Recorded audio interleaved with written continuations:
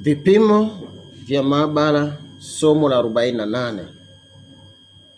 Tutaangalia tena EACR na CRP tofauti ni nini. Haya masomo tulishajifunza kama ninavyosema. EACR na CRP tofauti ni nini? Vipimo vyote vinaonyesha inflammation mwilini, lakini vinatofautiana.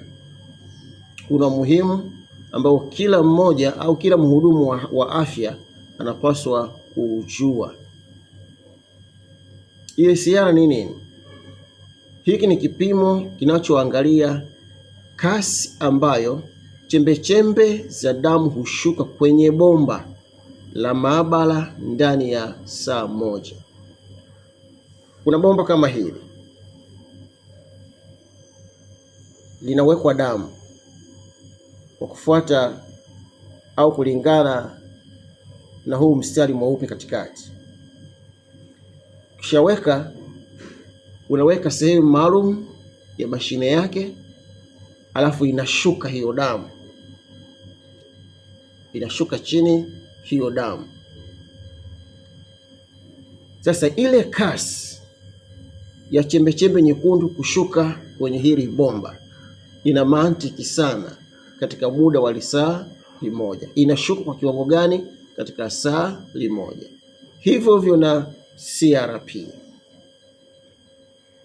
Kwa hiyo EACR ni kiasi cha chembechembe cha damu zilizoshuka kwa muda wa saa moja katika ile spidi ya kushuka, na hii unatokana na inflammation au uchochezi, au inaweza kusababishwa na maambukizi ya magonjwa fulani au baadhi ya magonjwa yanayopunguza kinga mwilini. Hizi zote zinaweza kusababisha EACR kushuka kwa haraka zaidi. Vile vile CRP. CRP ni nini?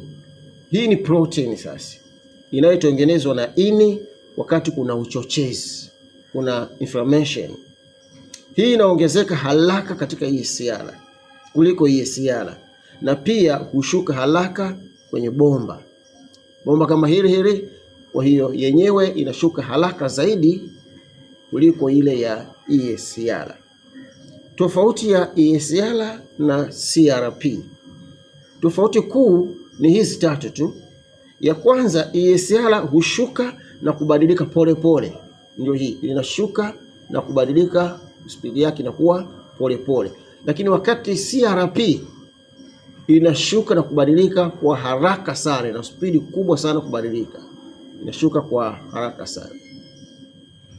Na tatu, mara nyingi CRP nyingi hufaa zaidi kufuatilia maendeleo ya inflammation kwa ajili ya huyo mgonjwa. Hizi ndio tofauti zake kubwa. Kwa hiyo EACR na CRP hazionyeshi kimsingi ugonjwa kamili kwamba huyu ana ugonjwa fulani, hapana, lakini zinaonyesha kuna hatari, kuna tatizo ambalo linahitaji uchunguzi, linahitaji kujulikana chanzo chake kwa huyo mgonjwa. Mungu awabariki sana.